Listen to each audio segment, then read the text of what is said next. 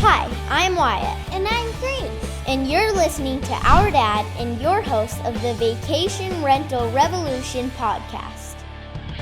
All right, guys, welcome to another episode of the Vacation Rental Revolution podcast. I'm your host, Shawn Moore, and I am having one of my favorite types of conversations and episodes. We're having a conversation with successful short-term rental owners, and I've got Elise Rosato here with us, one of our members in our Vodacy Empire Club community, and she's going to share with us her journey. So, Elise, thank you so much for joining us on the podcast today. Yeah, happy to be here. Thanks for having me. Absolutely. We were just talking off camera. I'm in northern Utah mountains up by the ski resort. Elise is down in Tampa, Florida, and she's enjoying nice 80-degree weather. And I was just saying, I'm trying to look at her calendar right now to book her property. She's got a property we're going to talk about down in Tampa, and we're ready to escape some snow. But she said it's not a lot of openings, right, Elise, right now this time of year? No, it's definitely peak season, and I can see that reflected in my reservations. But Nice. Hey, no complaints here. That's a good thing. That's a good thing. And so, before we dive into the property and kind of that journey, can we back up a little bit? I always love to hear people's background, what pays the bills right now, what got you interested into real estate, if you've been in real estate for a long time before you got interested in the short-term rental game. So let's back up a little bit and just hear a little bit of your background and kind of what got you interested in this game. Yeah, absolutely. So I definitely have an entrepreneurial spirit. I've kind of bounced around a lot and done a lot in my life for only being 34 years old. But I went to the University of Florida and I graduated with a degree in marketing and advertising. And from there, I got a job in affiliate marketing. Okay. A lot of people don't know what affiliate marketing is. It's like online ads is the easiest way to describe it. You know, YouTube ads, the ad that maybe you saw before you started watching this podcast, or Instagram, Facebook advertising. So I started with a job in that, and then I switched gears completely and opened a Pure Barre studio, which is fitness, ballet bar oriented stuff down in South Florida. Did that brick and mortar thing for a minute, but realized there was no time freedom in it whatsoever. So then I sold that and moved back up to the Tampa Bay area, got back into affiliate marketing, which is great because I appreciate having a flexible schedule. Then I got to the point where I was like, okay, not loving the tax bill that I'm seeing at the end of the year, and there has to be something smarter that I can do with this money. So I started looking into my options, like, okay, what can I use as like a write-off, totally naive to it. And then a lot of people around me in my circle started mentioning something called cost segregation. So I was like, okay, let me look into this a little bit more. And then a local realtor friend of mine shared a contact with me about like somebody who owns a cost segregation business. Yeah. And we had that conversation, and I was like, okay, great. This sounds like something I want to do. Let's go out and buy a property.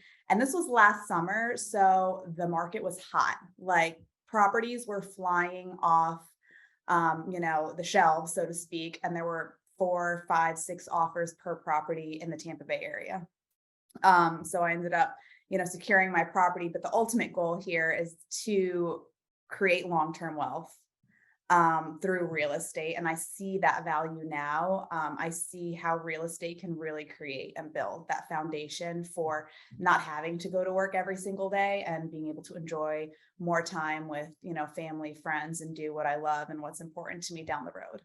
Nice. So when you started talking to the circles and trying to figure out, okay, because that's actually, it's interesting that the tax side of life actually draws a lot of people to real estate, right? That's actually, I hear that more often than you think. It's not always the lifestyle, financial freedom. A lot of times high income earners are looking at these big tax bills and saying, what are my best options? And a lot of times real estate ownership is a great option for tax write-offs. Now, short-term rentals have a little bit different kind of loophole. We call it the short-term rental tax loophole. But when you were, I'm curious, when you were talking to some of the professionals and some of even the cost seg person that you were talking to, did they specifically say, hey, you ought to look at short-term rentals, or were they really talking in general real estate, or did you have to decide on short-term rentals? They mentioned short-term rentals. And so then I was like, okay, short-term rental, great. Never done that before. And then I think that's where I got, where I was Googling or, Instagram searching. And that's where, whoever does your marketing does a great job. And that is affiliate marketing. And that is what Yep, I, I was but just say, yeah, they targeted the right person yeah, because I probably got served your ads, and then I clicked on it and then I watched your, VSL and I was like, okay, this sounds great. And then I just saw your ads all the time. And I was like, okay, I think I need help with this. And that's where I decided to just make the investment and get the course. awesome, love it. So that was not quite a year ago, not even a full year ago. That was last summerish, right? When you Yeah, really started diving into this with really no real estate experience up until that point, where you really started saying, and it really was oh yeah. motivated by hey, I'm tired of paying this much in taxes. Yeah, exactly. Like the only real estate experience I had prior was buying my primary residence. And so, obviously it's great to have a primary residence and they do appreciate over a long term, but, you see a lot of people out there, a lot of like, money gurus, like you can't look at your primary residence as like an investment, so to speak, Yeah, because it doesn't cash flow. There's no tax advantages like I have with the short-term rental. So that's right. when I really started diving deep into real estate. And I think that, now I'm hooked, I love it. I'm like, oh my God, this is great. Like, how can I do my next one? What are the options? What's on the table? So I'm That's excited. awesome. So that was, I mean, you're really brand new, less than a year ago. We're diving into it. We start looking in. Home is Tampa, right? And when you went in, I'm curious and to share with the listeners, because I always talk to people and say, hey, listen, you can, whether you do it in your backyard or whether you do it across the country, you really have to get things dialed in and set up pretty much the same now, outside of some of the management decisions. But when you were choosing your location, you decided to stay close to home, right? When you were, what was that decision based on? I think it was more of a comfort level thing for me. I wanted to be somewhere where I could, kind of micromanage the process Yeah. because I'm very type A. Surprise. So I'm like, okay, I need to be somewhere where I can pop in and check on the property. I know the area, and Tampa, especially within the last 5 years, has seen explosive growth, not only in real estate, but just in like the business sector, everything that's coming here, travel, tourism. It's just everywhere I look, something new is popping up, growing. And so I felt like there was a lot of security in the market here too. Regardless of everything that's going on in real estate right now, I feel like Tampa's relatively unfazed. So I'm like, I live here. I feel like it's a great market to invest in. Housing prices are not going to go down from where they are. So if I come in now, not only will I get that tax savings, but I will see appreciation on the property too.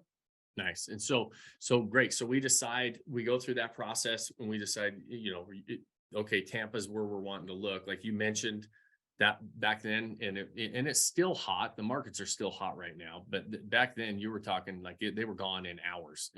Hours, Yeah. literally hours. And so that's part of my learning experience, I would say, going into that, because I just submitted a contract as is. And, in hindsight, that was a good and a bad thing. It got me the property, which I'm grateful for. And, I don't regret the property that I purchased. But there were definitely some things that I would have done differently. Yeah. What are some of those, like right now, like as a listener, I love asking that question. Like when we're going through that process, what are some of the things that we would have done a little different? Like I know, like I remember I was making offers back then too. I bought a property back in June, and during the time I had made 43 offers in this market I was in. I was in North Georgia mountains, and I was making offers covering $100,000 appraisal gaps. We were making them sight unseen as is, and with no inspection contingencies and everything else. Like I'd put non-refundable earnest money up. We would still have, like, I would still always go look at the property physically before I closed. And if I was going to walk out, I would lose all my earnest money. But we were putting a significant amount up and putting that all at risk. And so it was like, I get what you're saying. Like we were doing the same thing back, because back then you weren't competing at all unless you were able to do that. And so I feel like everybody was panic buying, and then I was like, oh my God, I need to get in on it too. Let me panic buy as well. Right. So, Right. so that's what I did. I did go see the property with my friend who, introduced me to cost seg and everything. He's a realtor. So we went in, we saw the property. It's an older home. It was built in 1928. So there were things like, like the foundation was a little wonky, but that's to be expected in a home of that age. So I saw the home, and then funny enough, I decided to get on a plane and go to Greece and Egypt for 2.5 weeks. But I still wanted the property. Yeah. So I'm like, okay, let's put in an offer. And so he's like, okay, well, we have to go in at asking price just because of the nature of the market. He's like, I think we need to do as is because that's the way we're going to, at the time they said there were 4 other offers on the table from that weekend that it went on the market. Who knows if that was true or if they were inflating numbers, but he was like, we just need to go in with the most competitive offer that we can. And I think that's as is. So I was like, okay, let's do it.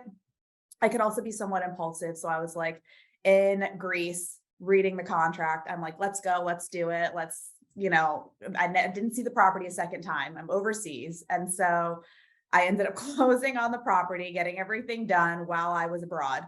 And then come back. And we get in there. My boyfriend never saw the house. I decided to do all of this, on my own. And then I bring him in after the fact. And he's like, did you see this? Did you see that? How about this? And I'm like, no, I don't remember. And so he's like, okay, like this is the last time you are buying a property without me coming in, because he's very handy and he does have an eye for those things. Whereas I was more in the business mindset, like I need to buy now. I need to do something this year. I need to get my short-term live before the end of 2022. I want to cost egg this thing. And he's coming in like, okay, well, did you see everything that we have to do in order to get this thing going operational? So I think that because of the nature of the market, I was a little rushed into making those decisions, which you can look at both ways. Like it made me just like take the plunge, which could be a good thing because you don't have time to sit there and talk yourself out of it. Right. But on the flip side, it's like, okay, well now something that I thought was turnkey and ready to go was really not turnkey and ready to go. So you didn't buy it planning on doing the remodel that you guys ended up tackling, right? No, you bought it thinking you would, so that's super, that's super interesting because you and I'm going to post a link to the property, you guys, in the show notes. Those of you that are listening, go check out the property. If you're in the Tampa area, definitely check it out to stay. But you did a beautiful remodel on it. So, but that wasn't your intention to do that when you bought it. No, I think, it was definitely a fix and flip. The previous owner was a real estate agent, and I think he did a lot of the work himself, so didn't hire contractors. And it was basically, he put lipstick on a pig. Okay. So we go in there, and when you really look, at the nitty gritty and up close and things, you're like, okay, wow, like that really was not done well. I had contractors come in later and they're like, this is great and all, but it's wrong. Like it's not up to code. So we have to come in and we have to redo everything. Redo it. Yeah. So there was a lot of upfront cost that I was not anticipating on having. So I was like, okay, wow, this is like between the down payment and everything, like this is a lot of money out of pocket. So then I ended up getting another little loan out, which is fine now because the property is paying that back. But in the moment, I was like, wow, I am dumping a lot of time, money, and effort into this property. And I've never done this before. Like, I don't know if this is going to work. Right.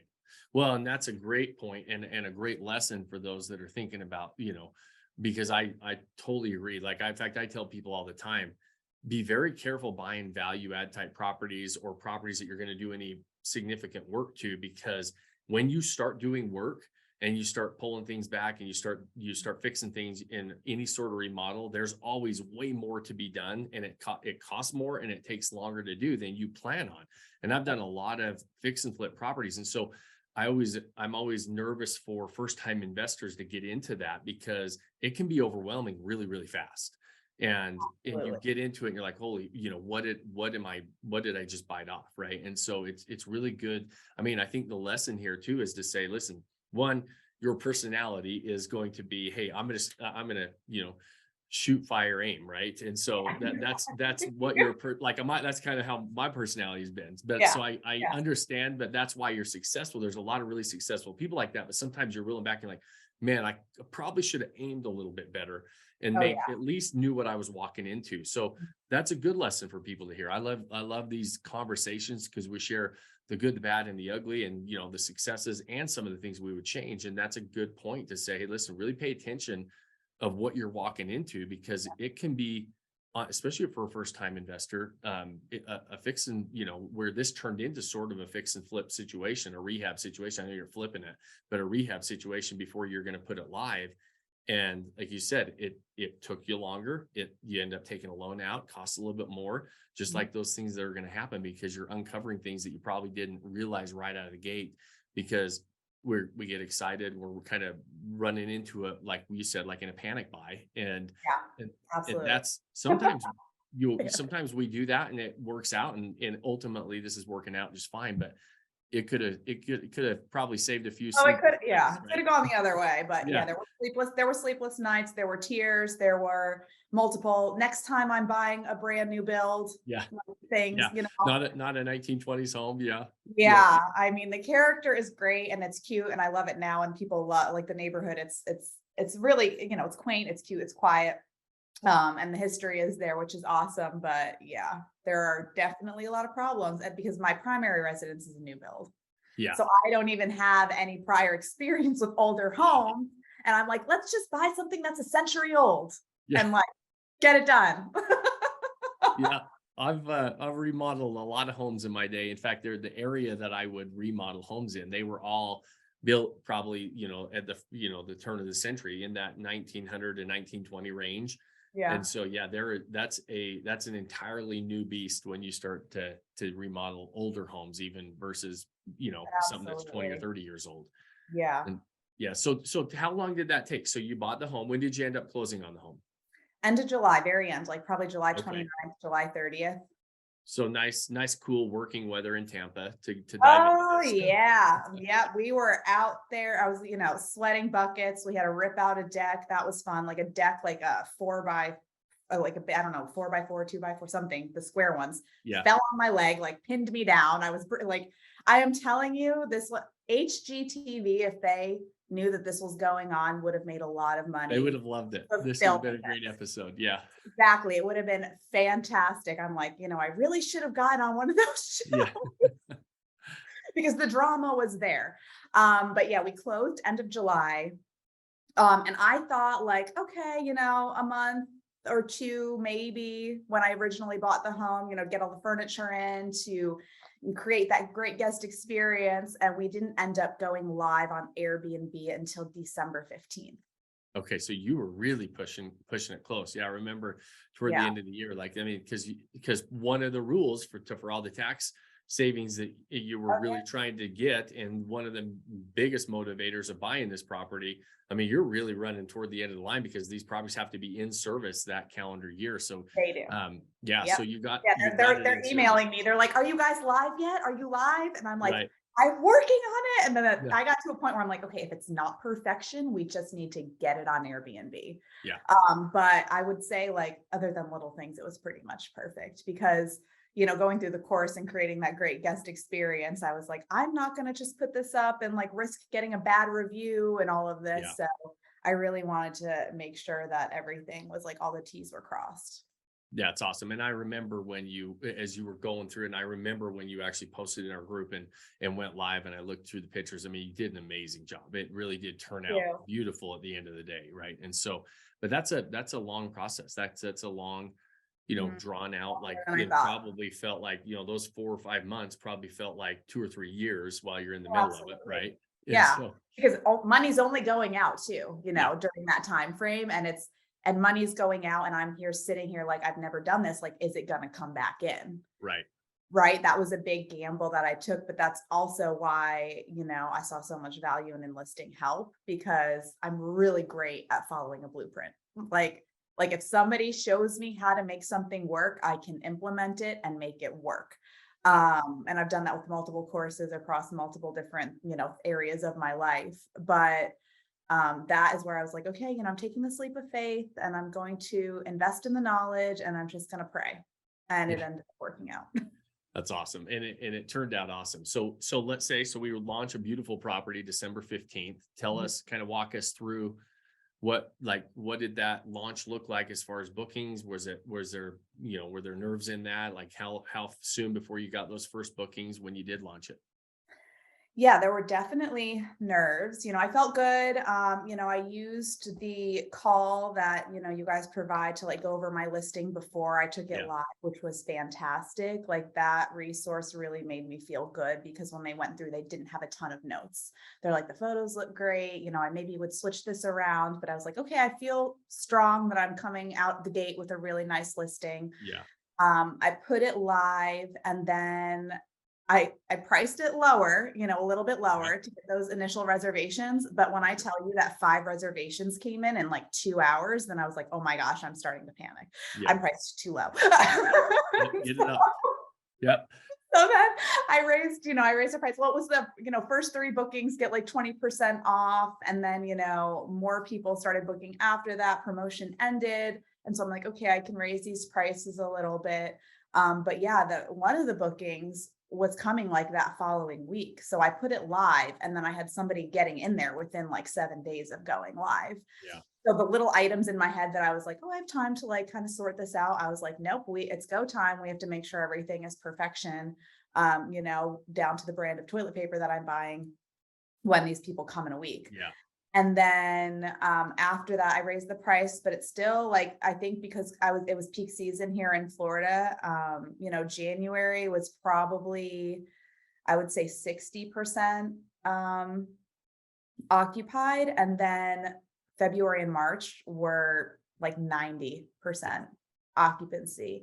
And I think that, And you did bump your price along the way. oh yeah. Yeah. Yeah, I bought my price. I saw that weekends booked faster than weekdays. So I did change that and I made the weekends a little bit more expensive. And those still like even April and May, those are still the first things that are booking out. But surprisingly enough, like I will have random gaps like Tuesday through Thursday that'll book for like, I don't know what, but it's nice being kind of in an urban city center because there are conferences and people are coming here for work and it's not just the weekend events that are drawing people to the area. So I think that that's what's helped me a lot. And then I'm really hoping that, next peak season, I'm going to be bringing in even more because I already have that experience. I'll have the reviews under my belt. I think I'm one review away from getting my super host status on Airbnb. So very excited about that. And then, so next peak season should be great in terms of revenue coming in. Yeah, for sure. You always leave a little money on the table when you launch right at a peak season. It's nice because you get that initial traction and those bookings, but because you're figuring out prices and our whole pricing strategy with a launch, you're going to be a little bit less than you normally would be, but you can raise it pretty quick, right? And that's what's nice about it. If you make those adjustments, you recognize that adjustment, and so that's awesome. And so this one, because it's close to home, you chose to manage the property yourself rather than get a management company, right? And so you're learning the management game as well. So why don't you share a little bit, because a lot of our guests are like myself. I don't manage my own properties. I hire management companies. So I'd love to hear like how the management's going and how you feel like, like, are you learning a lot? Do you enjoy it? Like how does that working for it and working into your everyday, work schedule and everything else? Yeah, absolutely. I actually did interview some property management companies and they took me through the whole spiel and they looked at my property and, they said it looked great. I read through contracts. At the end of the day, I think for me, I wanted to keep that 20% in my pocket. Yeah. And I also, being very type A kind of OCD controlling personality, I wanted to make sure that when the home was being turned over, that it was being turned over to, my expectations and what I would want, when I travel, I appreciate the finer things, I tend to gravitate toward the Ritz-Carltons or the Fairmonts. I like that experience. And so when somebody's booking my property, I want them to have a similar experience, in that they don't have to worry about something not being clean or not being stocked. So I definitely didn't realize how much time it would take. It does take a lot of time. So if you're getting into it for like the whole lifestyle time freedom thing, you do not want to self-manage. Yeah. I will tell all of the listeners that right now, do not self-manage because it is another job. That's part of the cost segregation thing too, though, is you kind of have to qualify as a part-time real estate professional. But I have a great cleaning company, so I do not do the cleaning myself. I found somebody who is able to book pretty much, if I called them tomorrow and I was like, hey, I need a really quick turnover, they'd be able to do it. So I'm grateful that I found them right off the bat. And then, I like the management part of like messaging the guests and managing my Airbnb calendar. And, people are coming in for a 50th birthday, or somebody's taking their daughter to a concert at Raymond James Stadium. They want to make it really special because it's her 16th birthday. So I like that part of it a lot. And again, like, I don't mind coming in after the cleaning crew and making sure everything is exactly, the right way and the way that it needs to be. Because I want to make sure when people come in that they're like, wow, this is a great place. And now I can just sit back, relax, and enjoy my vacation. I don't have to worry about anything. Yeah. There have been some instances, I will say, this was my second reservation. So it was, I'm very new to this. Second reservation comes in and we had very cold weather, like uncharacteristically cold weather in the state of Florida. I am talking 30 degrees. So back, in the 1920s, they really didn't build and insulate homes to withstand freezing temperatures. I have a heat system. It works. But it just wasn't keeping up with how cold it was. And being that it's an older home, it's kind of leaky, there's drafts. So I am on my way. This was the day after Christmas. It was a Christmas reservation. So this is December 26th. And I am in the car on my way to Vero Beach because I have family over in Vero Beach. And I'm like, okay, this is great. Like, everything should be fine. I can go jet across the state for a day, no problems. Well, halfway through, we're in Lakeland. I get a call from the person staying at the Airbnb and he goes, the heat's not working. If we can't get this resolved, it's really cold in the house. We're going to have to stay somewhere else. Panic mode sets in because I don't know what to do. I'm like, oh my gosh, I'm halfway across the state. Like, the heater was working. Like, I checked it. It's fine. Like, I don't know why it wouldn't be working. Luckily, my boyfriend stayed back because he had to work. And I was like, how can I fix this in the moment? I go on Home Depot's website and I'm like, space heaters. Okay. How can I order space heaters? I ordered 3 space heaters.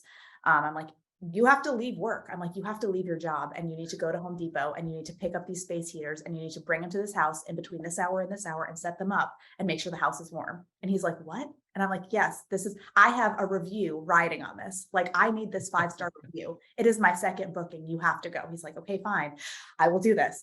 So he goes to Home Depot, he gets the space heaters, sets it up. And that's all it needed. Like, the heater just needed help, in the bedrooms to like kick up the heat in the house.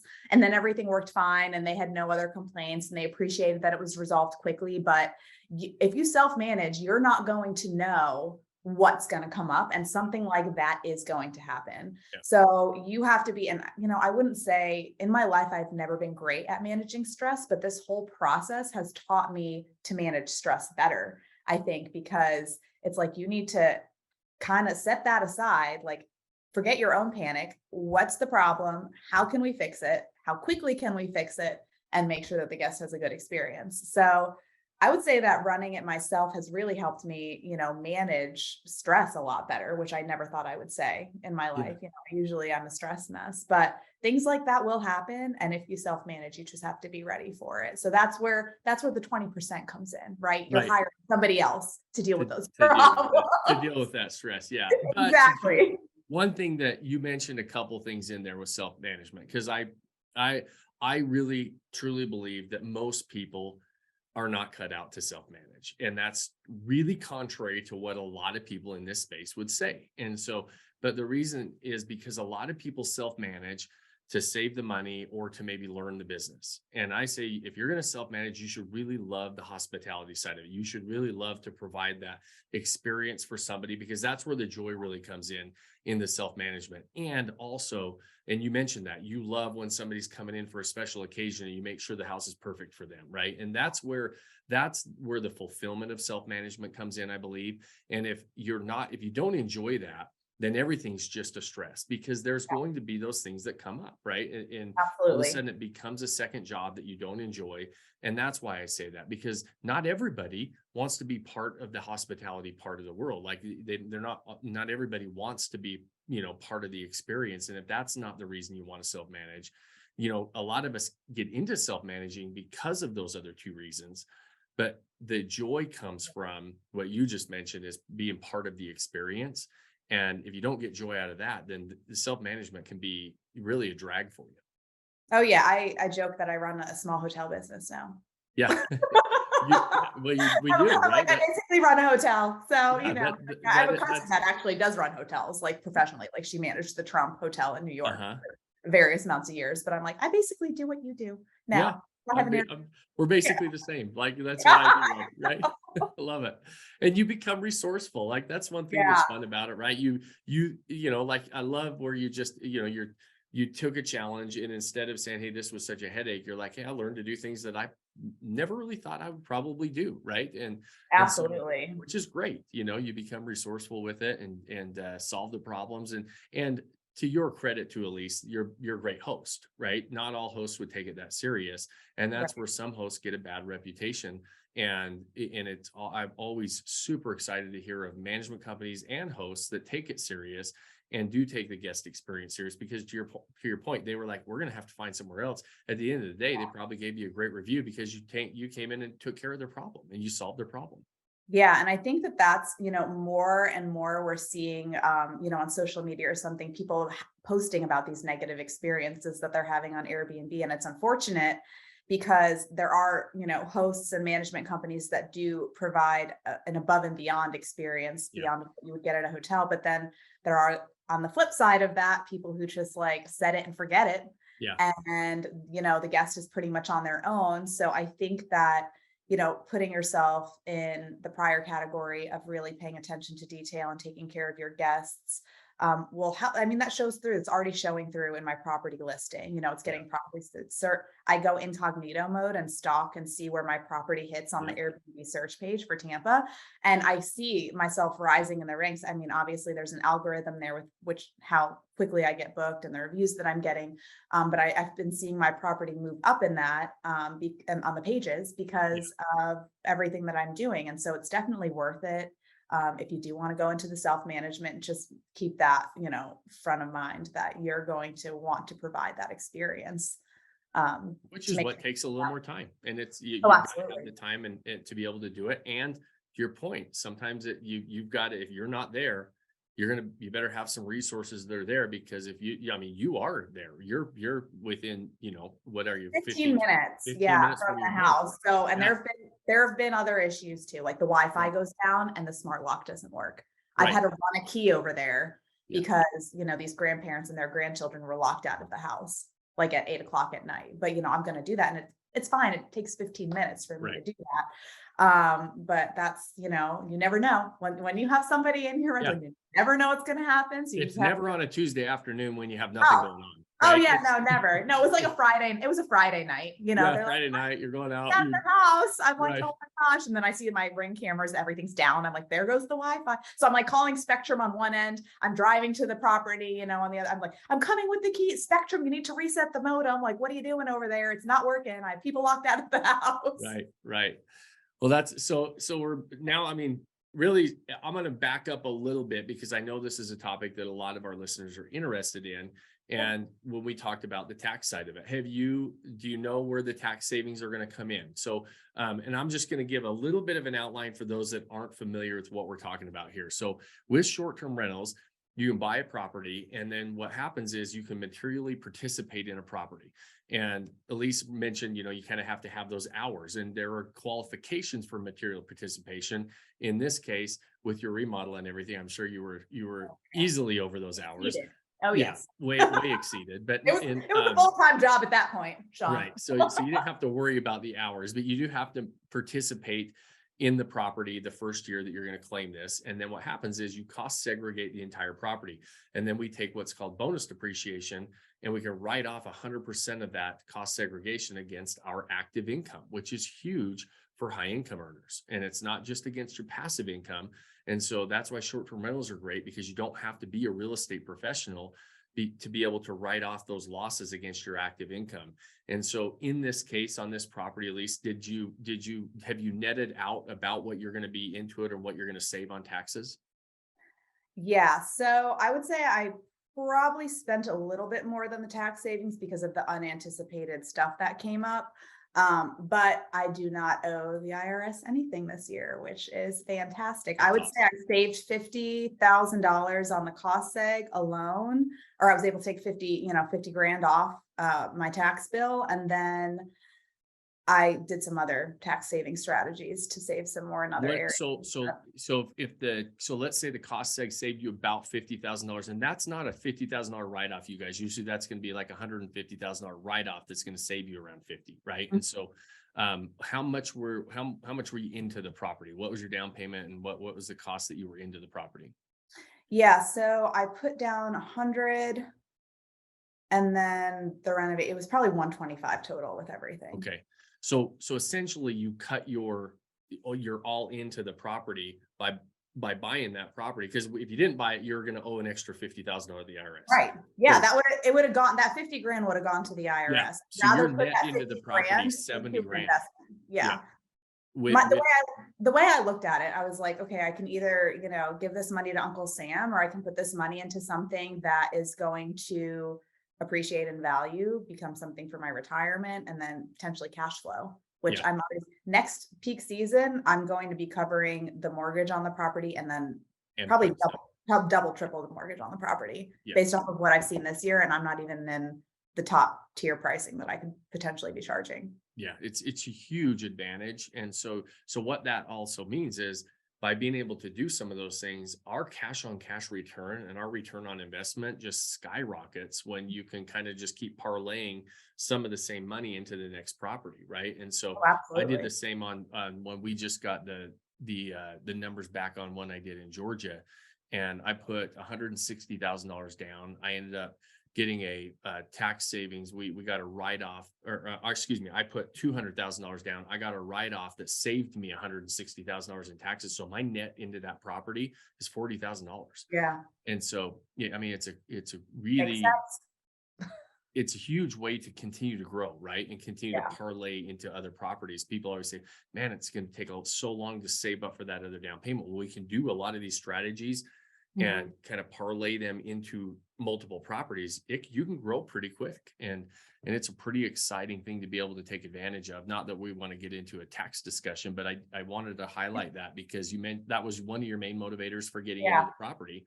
That was the sole motivator in the beginning. And Yeah. then I got into it, and I started listening to podcasts and learning, from you and other people in the industry. And I was like, okay, this is actually a great long-term life strategy to do. Yeah. Like, not just saving on taxes, but Yeah. also if I want to have that time freedom later in life when I'm in my 50s, this is the way to do it. Like, real estate is the way to do it. And I just need to figure out how to get there. Love it. Love it. So what is the next step? We got property number one. We're still, I mean, realistically, we're still kind of in that launch phase, right? Yeah. Usually yeah. launch. I always tell people plan on 3 to 6 months at least to launch a property. We're about 3.5 months in now. Yeah, absolutely. And it's going great. Like I said, I have no complaints. It's covering everything with the current bookings through the month of August. So in the back of my mind, I'm like, this property is costing me nothing. Yeah. It's paying for itself. There is the time because I self-manage, there is that whole time aspect of it that I'm putting time into it, Yeah. but I don't mind it. I like it. I do want to learn the business.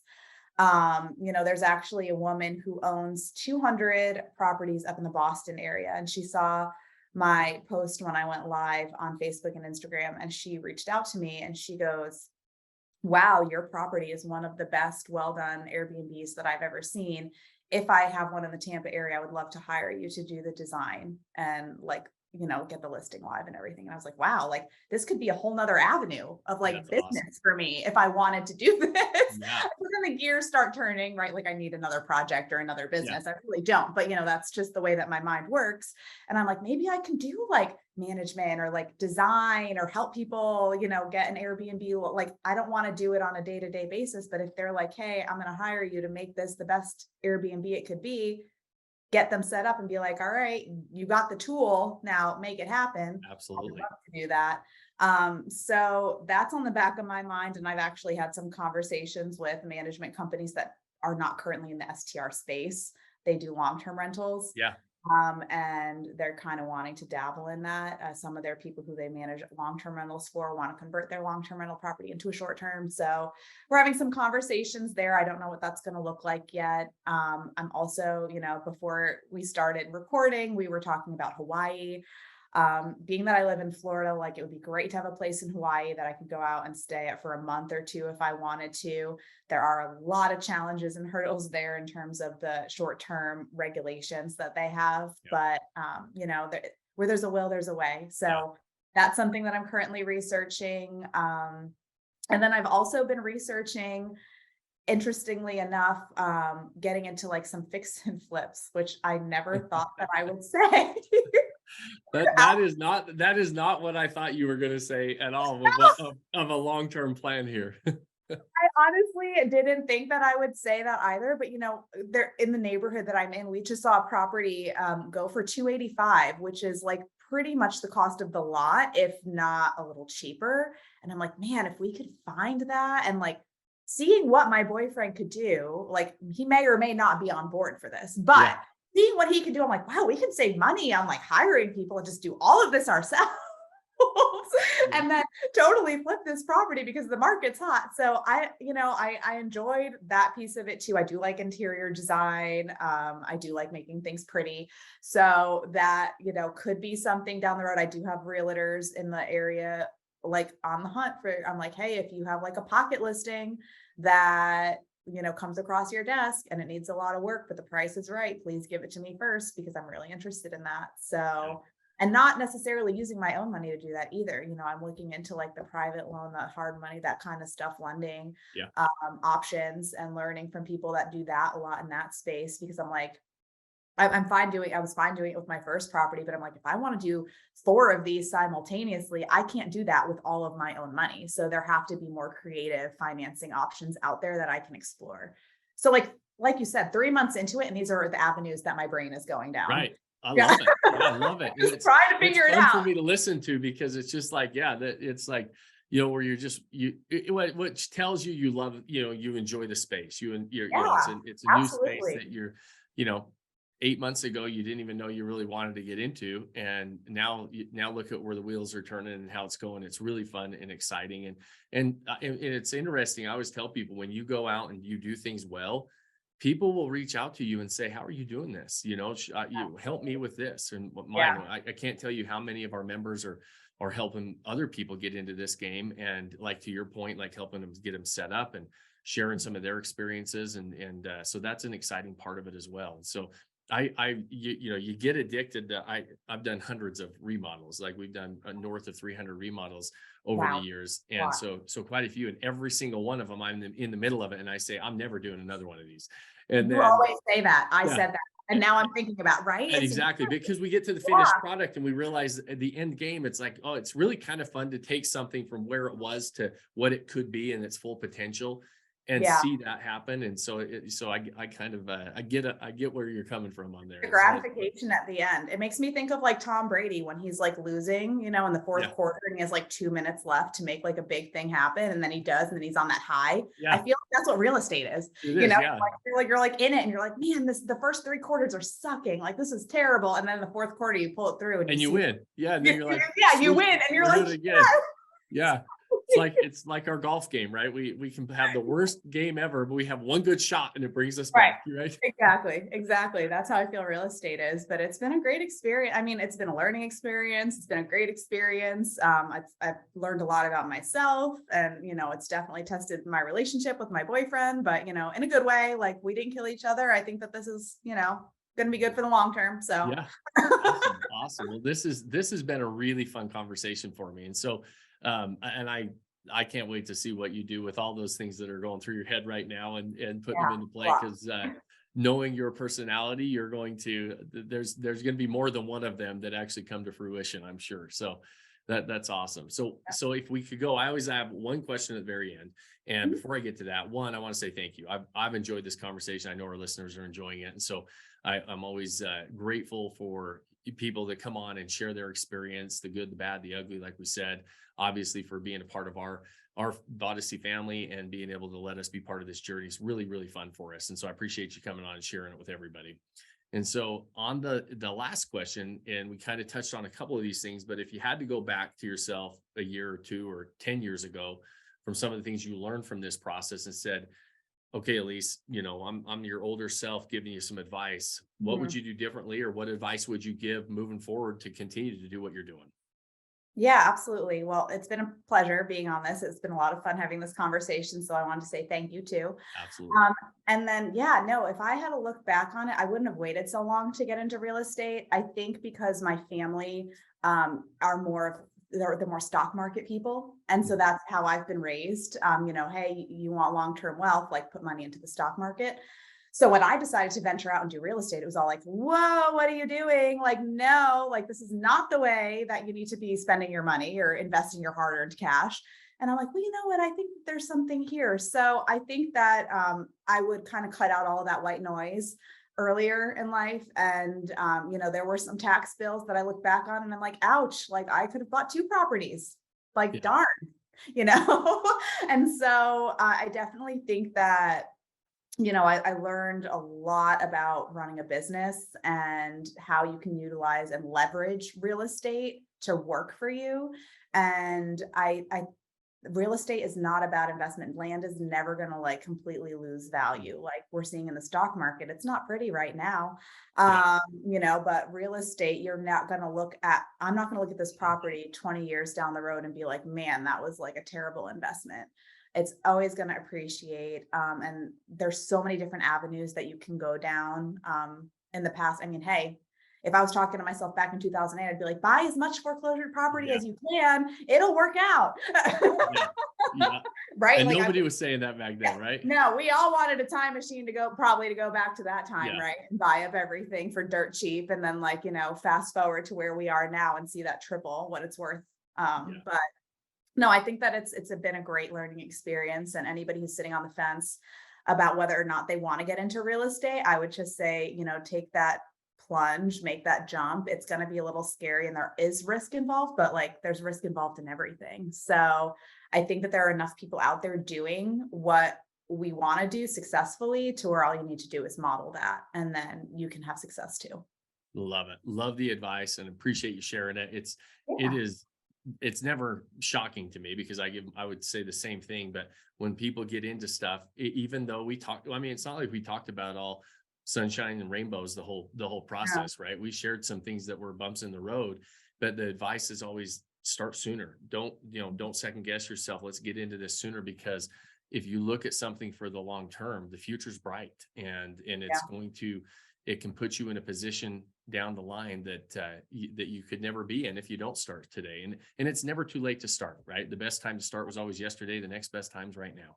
And so I think it's great. And I know a lot of people sitting on the fence because of the way that everything is right now with interest rates on the market. And I would still say buy now. Yep. We're buying right now. I just made 2 offers today. So absolutely. I'm like the people who know the game are not sitting around waiting for interest rates to come down. Yep. So if you're thinking about it, keep looking, keep searching. Like my youngest sister is looking to buy a house. We're going out and looking, and I'm like, don't worry about the interest rates. Get into a property now. She just graduated from dental school.